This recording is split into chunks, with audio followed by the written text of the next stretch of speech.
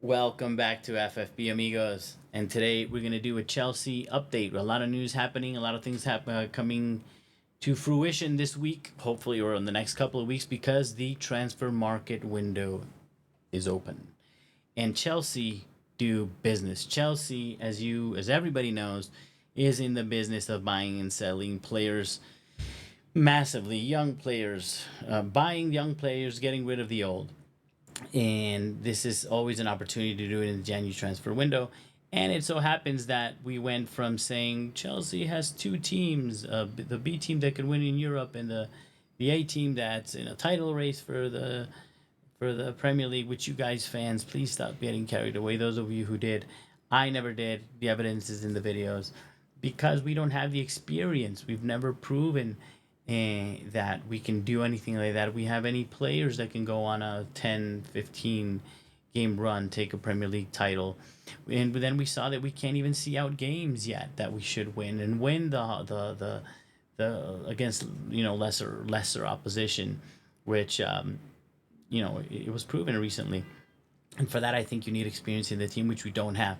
I was very lucky not too long ago that I went to Stamford Bridge and I did one of those VIP tours. If you're a Chelsea fan, of course I recommend it. And I saved up all my money and I went there and I did like a player meet and greet. And I won't call out who they are. They're not, it wasn't JT or somebody like that, but a very, respected players that I was able to talk to. And, we were just shooting the shit about the team and like what's lacking. And absolutely, they're like, yeah, I mean, this team is really not going to get anywhere, according to them and to me, without any experience in the team. And that experience will never come.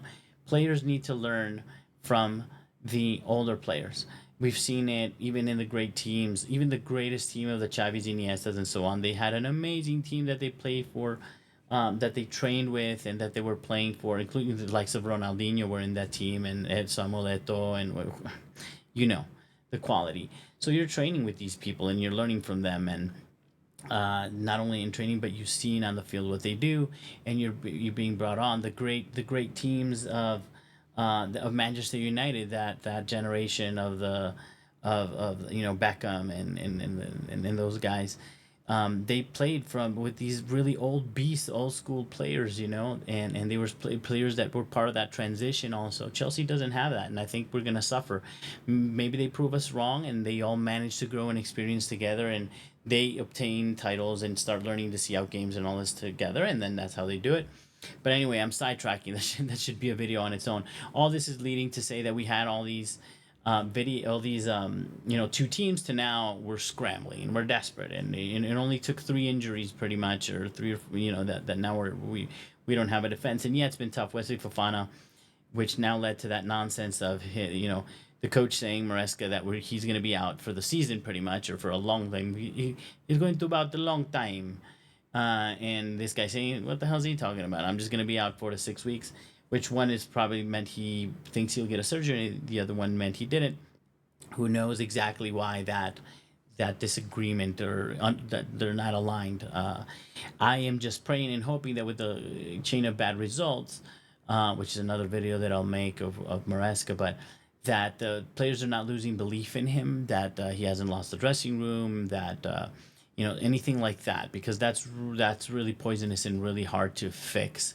It might take a lot of transfers, ironically, to get some of those bad seeds out, or the non-believers out, to make that change. Let's just hope it's just a semantic, technical mistake. In any case, with him out, now we're in the market for a center back. We're talking to Marc Guéhi, apparently, which is already an England center back. He's solid. He's playing really well. And I think he's probably at this point has just a higher price tag. I heard 55 million somewhere, higher price tag than I think we can, are going to be willing to fork out in January, when we have potentially other options that we'll get into now. And also, this is going to be a consideration with every single one of the potential buys or acquisitions that we plan on making in this January transfer window, or any transfer window, which is our pay scale. Our pay scale is low, amigos. We don't pay that high. As we know, we bring in the young players, long contracts, and I don't know how attractive that's going to be to some of these guys if they have other options. And this also brings back the tragic news, which I believe the tragic news of Trevoh Chalobah, which we treated like sugar honey iced tea. And man, that was so sad. That was hard for all of us Chelsea fans to watch, and not even being on the bench, not even allowed to train, not even in the preseason match. And he was a good player, man. He was a good little player, like they say. He was good in the air. He had goals in him. He scored on his debut. He's scoring now for his team right now. I think he's got 3 goals this season. And on top of that, he covered in right back. He played center back. Uh, he did well when he had a strong player next to him. He's pretty experienced now. I don't know how that dude. I hope that you're evolved, Trevoh Chalobah. If you are, I really pray and hope that you're evolved emotionally and smart enough, and not take it personally. Know that was just business. That the fans love you, and that if you come back motivated, we will take you in a heartbeat. And I feel we need you. We want you back. I'm not saying he is the best player, the center back in the world, but I'm saying he's a solid player. He's a Chelsea Academy player. He is proper Chelsea, and we want him back. And I hear some of the pundits saying, yeah, what we need is somebody that, like Thiago Silva, but faster and with, better playing out the back. Really? Yeah. You tell me who that guy is first. And then if that guy existed, he's gonna come make, I don't know, 100 and something a week at Chelsea on an 8-year contract, or he's gonna make $1 billion going to Madrid or Bayern or something like that. Come on, wake up, be real. That's not a thing.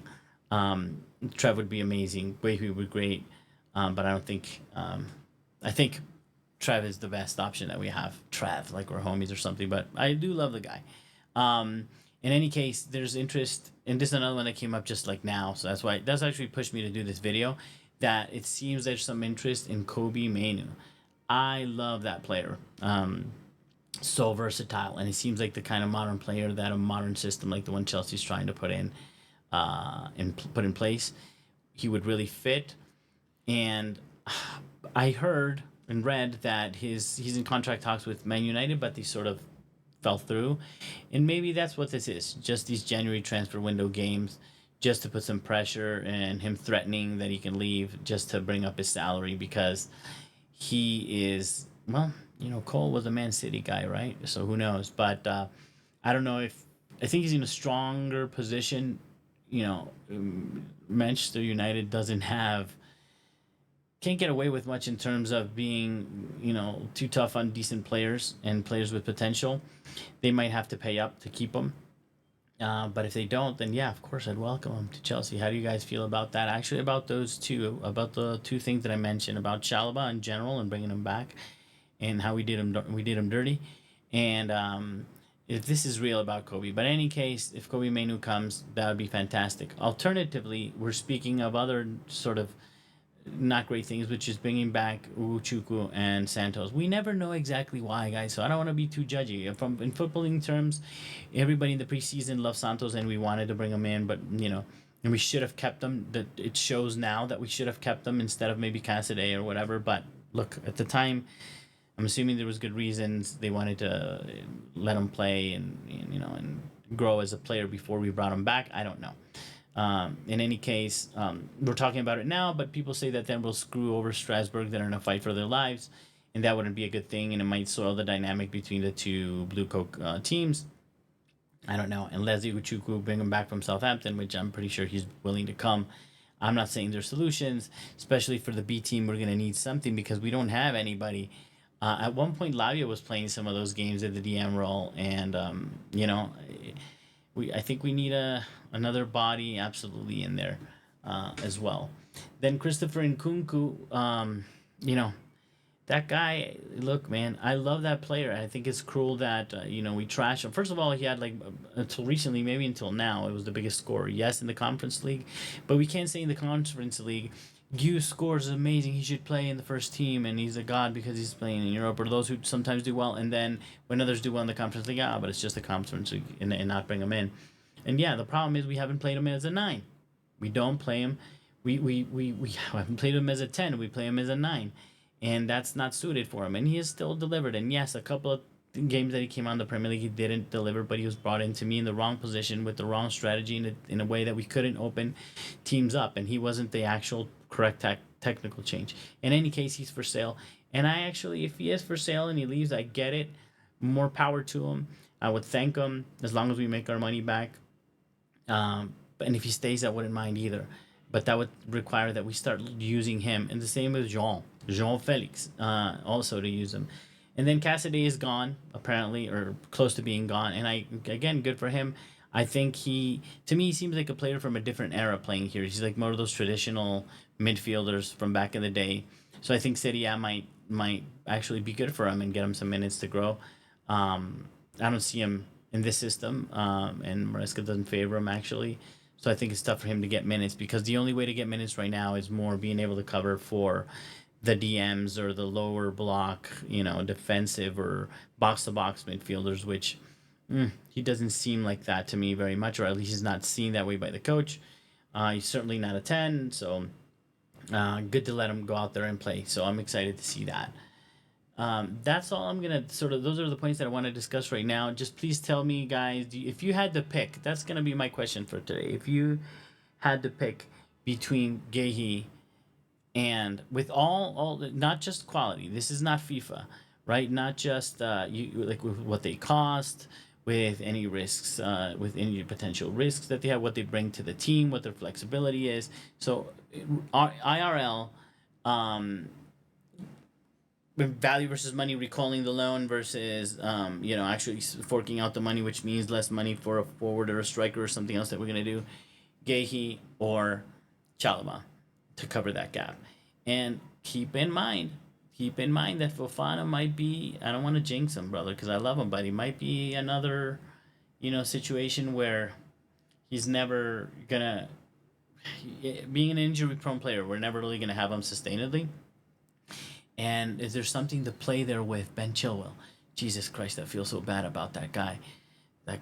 He's not that bad. He can't be that terrible. That has to be like an emotional human relationship problem, because, right, like he might actually serve United. So there might be something that could be there. It's not ideal. He's not good for him. He's too expensive. But dude, if they cover half his salary or something, just any way to minimize, because the guy's not allowed to clean the boots at Chelsea. So figuring that out might be interesting. So let me know your thoughts on that. Please like and subscribe, and I will be preparing the preview video for our next match today also, and probably uploading tonight or tomorrow morning.